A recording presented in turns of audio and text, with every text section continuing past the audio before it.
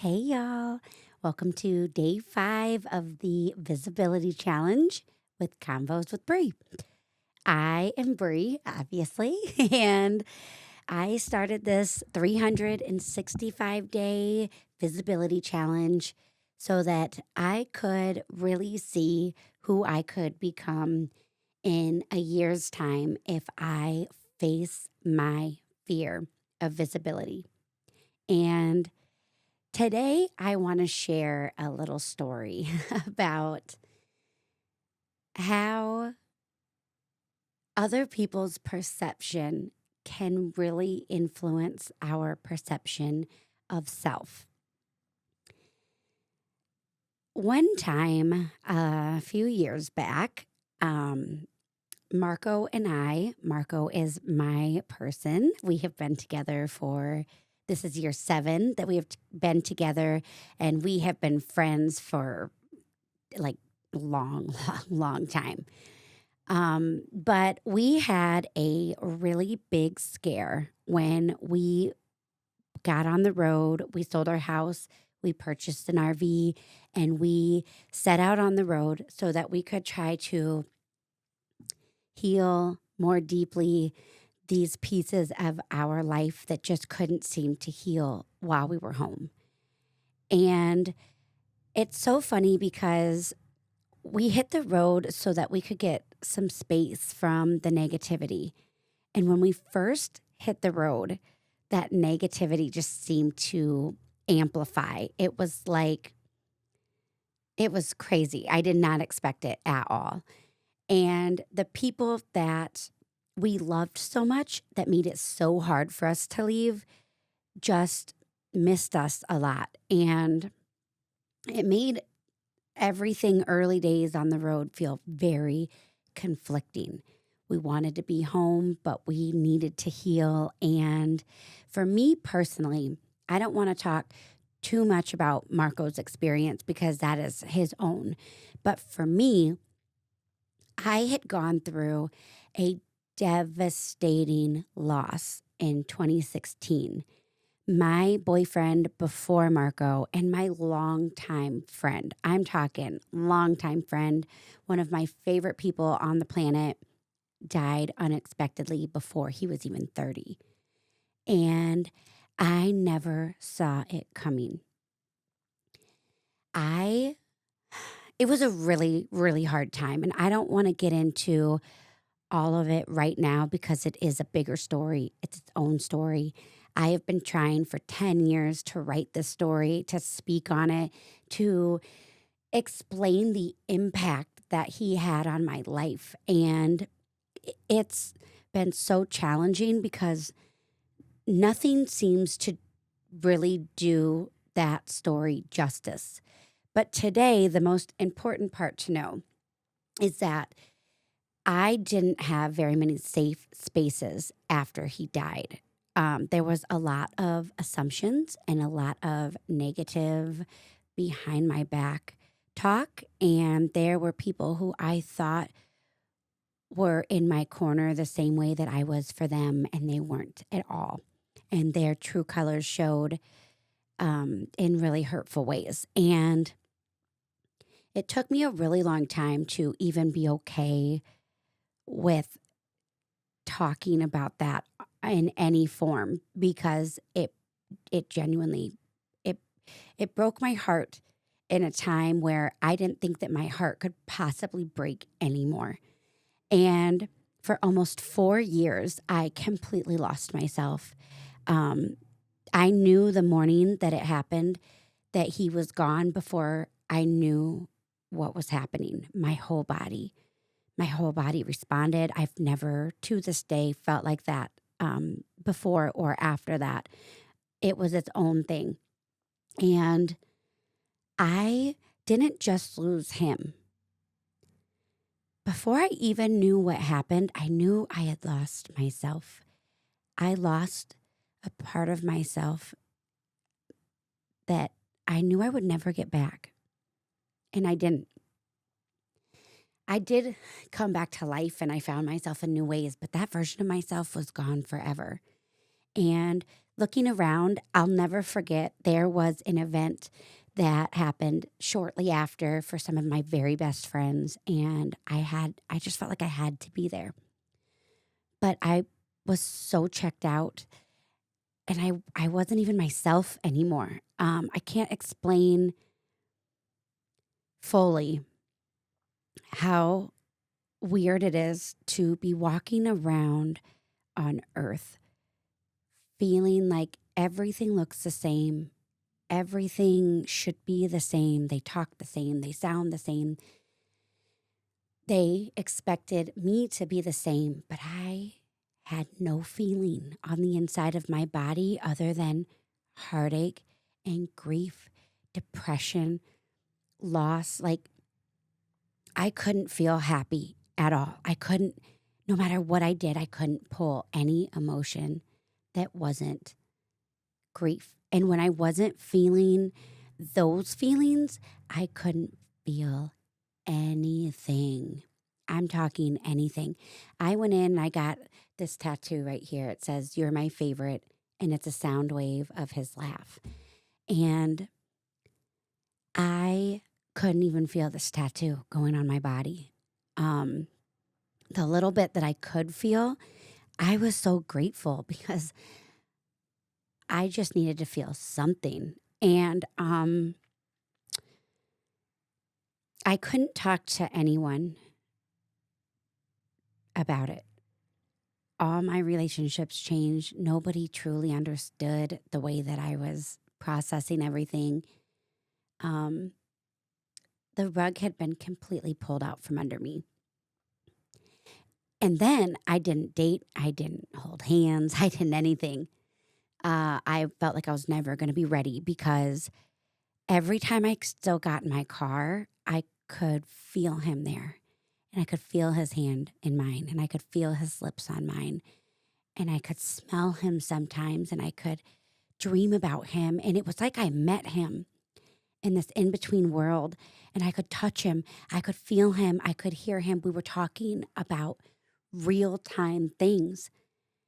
And we were both nervous. It was like we both knew I wasn't supposed to be there. And we weren't sure how I was able to get there, how he was able to get there. And he kept telling me, just hold on, I'll come back, I'll come back. And one day, years later, my mom actually said to me, because you guys, when I say I was grieving for all these years, I mean, there was not one day.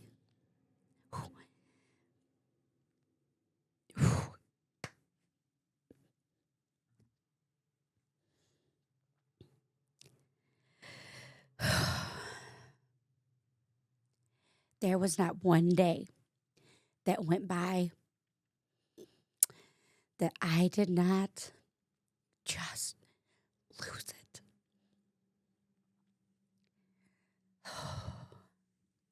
It's been 10 years.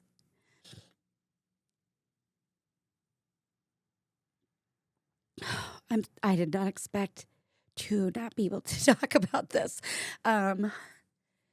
It's been 10 years and I still am so impacted by him and by what we went through. And then Marco came around and y'all, I had a friend that she was just like year 4 was coming up.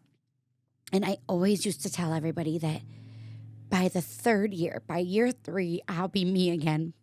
But year 3 came and now months are going by and I didn't feel like I was any closer to being myself again.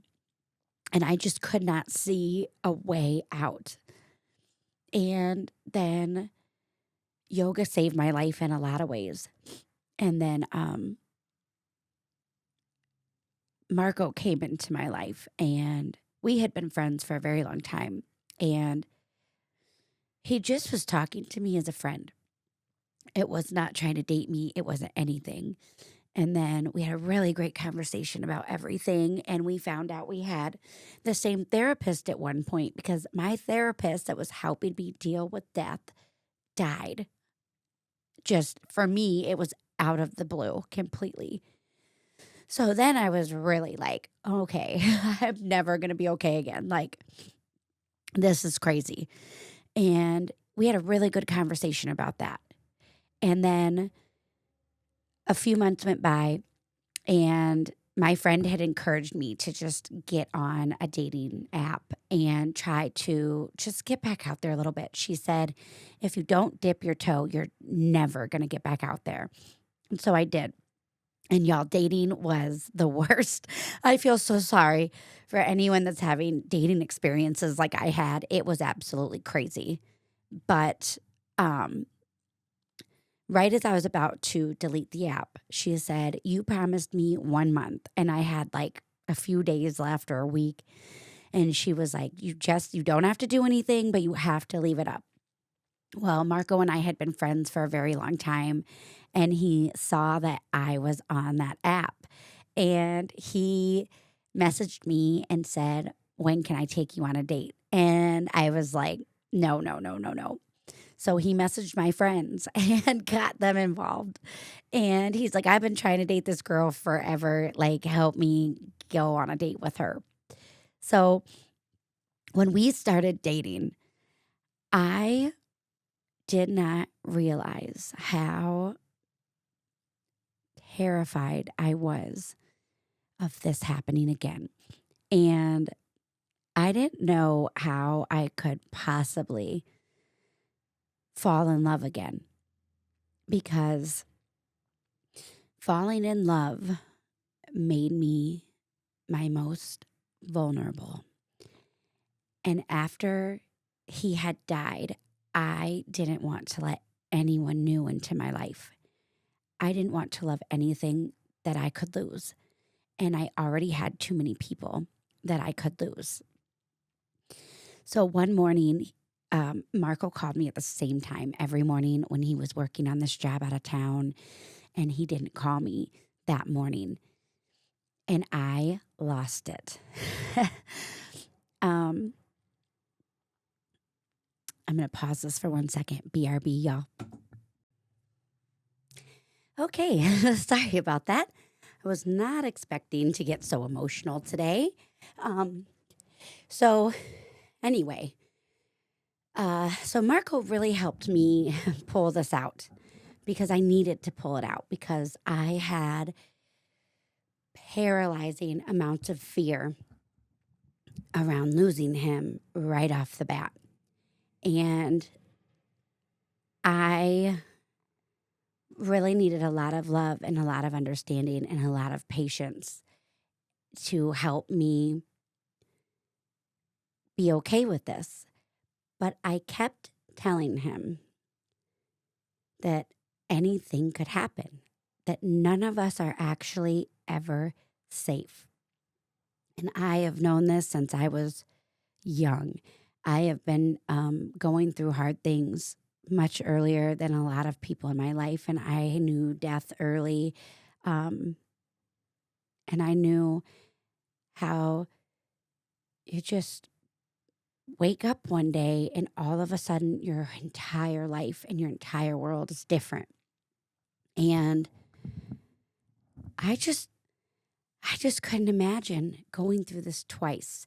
And he used to say, and everyone that knew about this used to say, girl, lightning's not going to strike you twice, or like, just relax. It's okay. Lightning doesn't strike twice. But I knew, for me, lightning doesn't have a limit.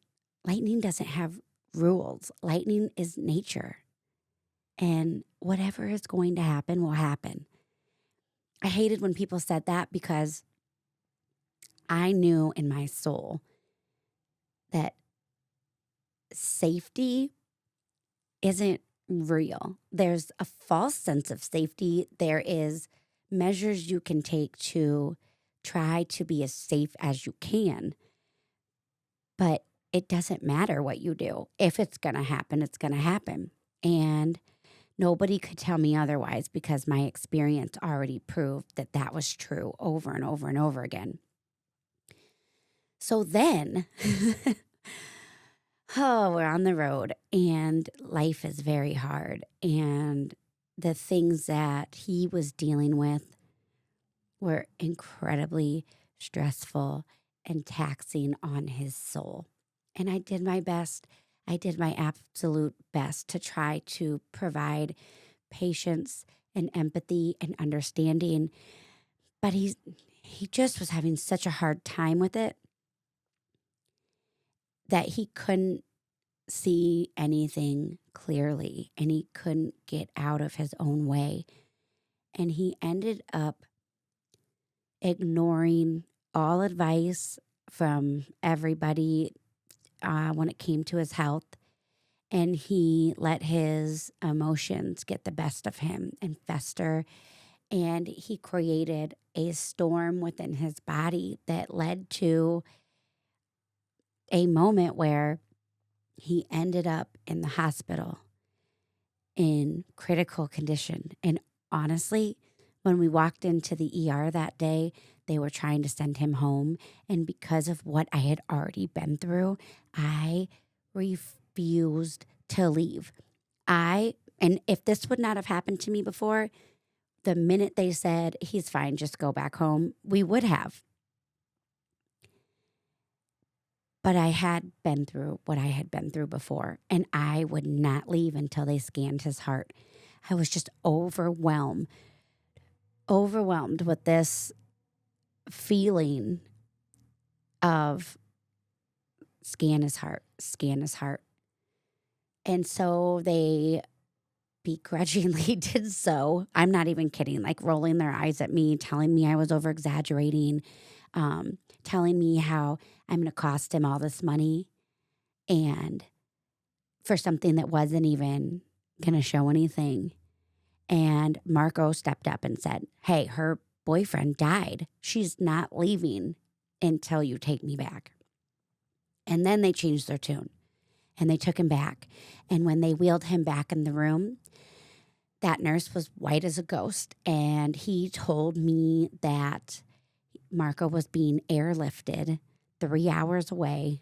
And if he made it to surgery, he had a chance. He told me that I just saved his life and that, well, if he made it, I just saved his life. And he said if he would have went home with me that day, he would have been dead within hours. I called my mom and told her what was happening, and she talked to my aunt, anyone, every single person that was in the medical field, all my friends, all my family, all his family, everyone in the medical field said it's either a funeral or a miracle. And I learned that most people do not even make it to surgery. And he had to be airlifted hours away.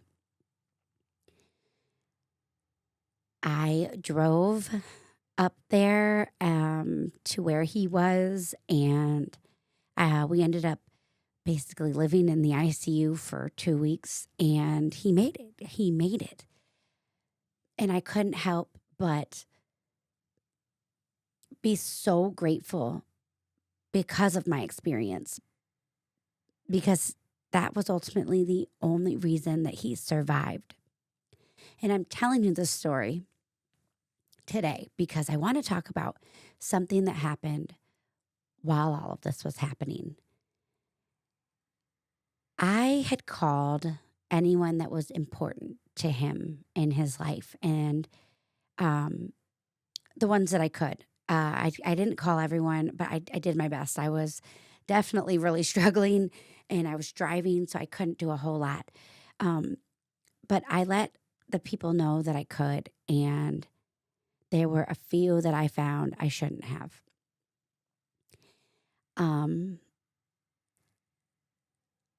I already had such a tough time around this because I had been judged so unfairly and so harshly the first time that I had been through this in 2016, and it was really hurtful. And so I just sort of wanted to be in my own world with it. Um, all I wanted to do was like stuff that most people didn't understand. Energy work. I wanted to just connect to Marco and keep him safe, wrapped in a blue bubble of light. I love Reiki. I love all of the energy. So I was putting every piece of energy that I knew about, that I knew I had power in. I wanted to just wrap him in everything I could. And I didn't really have any energy for anything that wasn't that, because none of that was important in the moment. The only thing that was important in that moment was Marco, and just trying to connect enough and give him enough of my energy for him to survive, for him to pull through. And he did. He did. And one of my very good friends called me while I was sitting in the waiting room. I believe I might have been driving. I can't honestly remember. It's all kind of a blur. But she called me and told me that two people that I thought were really good friends of mine and his were currently at a coffee shop that one of them owned. And they were loudly talking poorly about us in front of all of the customers that were there. He was fighting for his life. And this person, who's supposed to be one of his best friends, one of his longest friends, instead of giving him any healing energy, she's at a coffee shop spreading information and rumors and just talking terribly about us.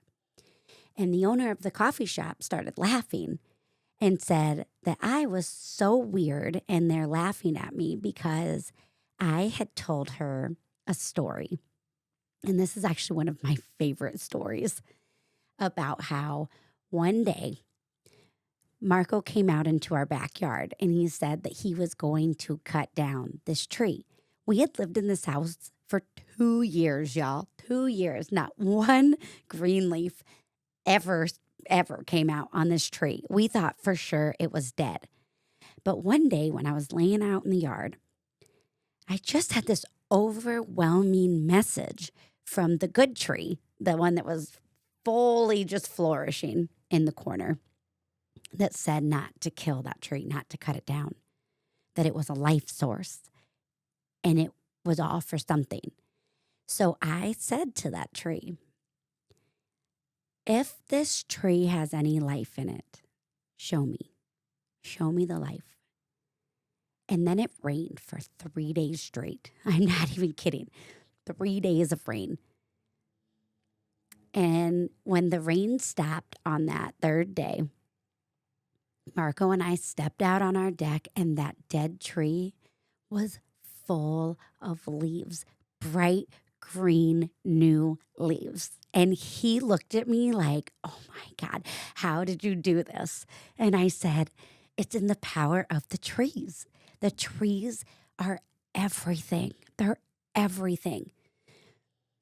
And he never doubted anything. Like this, our whole relationship, I feel like he's always been so supportive of me, even when he didn't understand. And every time I've done something like this, it just like blows his mind, and he is so excited, and it's like he loves being proved wrong. Like he believes in me delusionally, right? Like I love him so much for that. Like he just thinks I'm capable of absolutely anything. But when I say something like that, and then to actually see it happen, it's a whole nother world, okay? You can mentally like say you believe all you want, but you still have this little piece of you that's like, but is it? Can you really do this? Is this real? And every time he has seen something like this, he becomes more of a believer in his own magic as well. And I have a lot of people in my life like that. And when I shared this story with her, I was sharing it with her because I felt her magic within. I wanted her to understand and check in and be present with the trees, with nature, because I could see how much her life would flourish from this tiny little shift. And when she left my house that day, I thought we had connected on a deeper level. I thought it was such a beautiful experience. I loved her so much more after that day. And she went out and trashed me and made fun of me and talked terribly about our friend. Like Marco was more their friend. I knew them from him. And they were just bad mouthing him like crazy. So I actually ended up calling one of them up and asking if they were at that coffee shop. And she said, yeah, I'm here talking to so and so. I had to fill her in on what was going on. She didn't mention that she's trashing us and making fun of us. And all I said was, lose my number and never call me again. And I just hung up and I blocked her off of everything. And I was like, I have no room in my life for somebody who, when Marco is literally fighting for his life, you're hurting him. I have no energy for anyone like that. And when I got back home, I found out that she told all these people that they can't talk to me. Like, what? And she has no idea what she did wrong. And that just goes to show that, when that's all you do is gossip and talk poorly about people that love you, you can't even see who you are. And I'd always known this about her because she did it even with me about everyone she knew. So I knew. I was just hopeful that maybe I was different. We all have those like naive moments in our life where we think that maybe we can like impact somebody enough to where they see their own real self and they start to do the work to change those things that are negative and are just holding them back. And but I learned that isn't something we can force on anyone. And I always, to this day, I feel great in my decision. I will never go spend another time in that coffee shop, and I will never go back to what that was, because if you make room in your life for people who do not love you correctly, you're taking away space for somebody that will.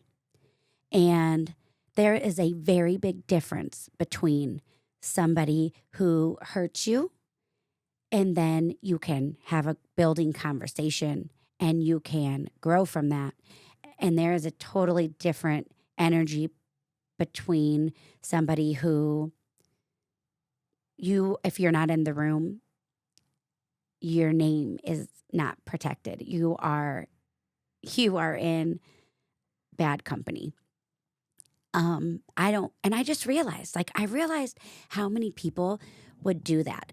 And it wasn't even like people that would just talk bad.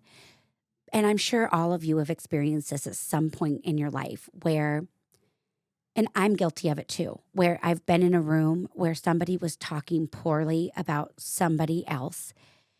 And I just didn't even do anything to stop it. I didn't say, hey, what are we doing? That's not what I do. Now I always do. But when I used to be that person, it was lack of confidence. It was misplaced feelings. And it was just trying to fit in or process my own hurt or whatever was happening. If I was participating in this conversation or if I was just being quiet and letting it happen, there were reasons behind it. And I totally know that. And even if these people came to me and owned it and said, I did do this and I'm so sorry. Here's what changed. Here's how I am now. I would be able to forgive that on a deeper level. I've already forgiven them because it's just low level energy. And I can't expect high frequency from somebody who has shown me time and time again that they live in low frequencies. I can't expect somebody to understand something that they don't know. They've never lived. They've never had this accountability. They've never made their life about living it any differently than from this low frequency energy. So I can't be too upset with them for just being who they are. Now, if I stayed in that, that would be absolutely terrible. But it's just crazy because I had so many moments that I knew this, and I had so many moments that I knew this person was no good for me. And I still just trusted her blindly, and I told her too much, and we found out all sorts of crazy, crazy, crazy, like Lifetime movie stuff after this came out. And I'm even more grateful now that we got her away from our tight circle. But it took this terrible, terrible, the hardest moment. Like it was literally one of my hardest moments I've ever had to go through. There was so much fear and so much uncertainty. I'm away from everyone I know. It was just, there was so much bad energy around this situation. And the hospital was not helpful. It was just a really crazy experience all around. And it took that chaos for me to finally look at it for what it was. And I thought about like why I even called them. And it was because I really thought the love was there. And I really thought highly of this relationship at that time. And I'm really grateful that it happened, all of it. I'm grateful that everyone in my two of my absolute hardest times in my life were so terrible because it not only showed me what I am truly capable of, but it showed me that in the moment where so many people are trying to break me, because so much more was going on than just that. When so many people were trying to break me in both situations, I went within. I showed myself that I am my ultimate safe space. I showed myself that there is absolutely nothing that I can't handle. And while all of that negative energy was being hurled at me, instead of absorbing it, I put up a shield. I thought about the trees. I went out and I touched the trees. I talked to the trees. I talked to the sky. I touched the grass. I just got out as much as I could in the real world. And I remembered what was important. And what was important was none of the people that were trying to hurt me.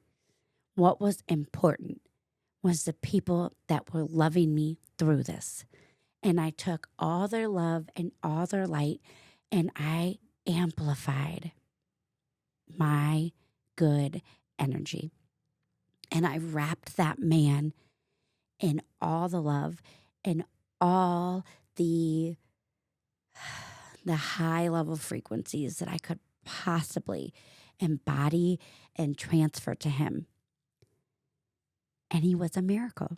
And he continues to be a miracle. And now he's giving back what he learned and helping others. This is like the most beautiful, heartbreaking, traumatic story that is just full of growth and just absolute amazement for the journey and the process and every single piece of it. Back in 2016, if somebody would have told me everything that would come and that I would use that story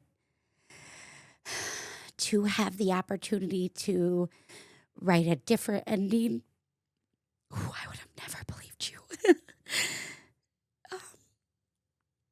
I didn't even think that I was going to be able to save myself back then. The only thing that saved me was that understanding that level of absolute despair made it so that I could never intentionally put that level of despair on anyone else. And so in my darkest moments, I thought about the people I loved the most, feeling like I felt. And I couldn't handle that. And so it kept me moving. Sometimes it was just second by second. Sometimes I was lucky enough to have hour by hour. But it kept me hanging on for years. And those years felt like decades, y'all. It felt like decades. But I rewrote the ending.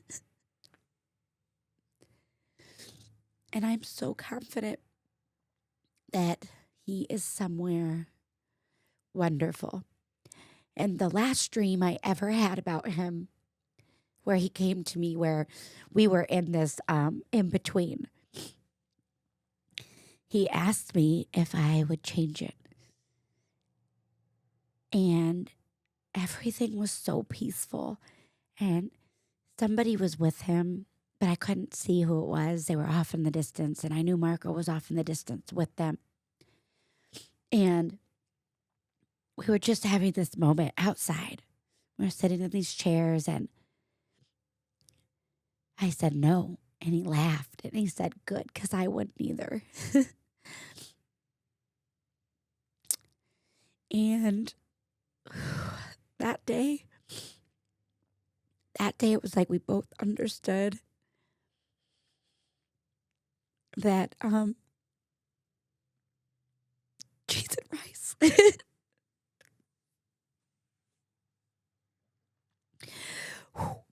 We understood that the love we have for each other was never going away.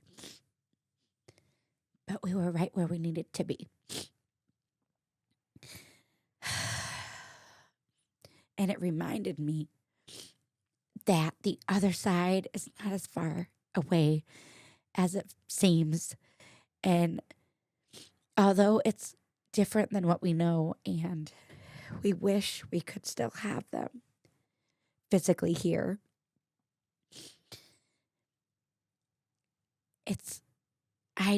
I just know that that wasn't the last time that we see each other. And I know that when we leave here, there's something peaceful after.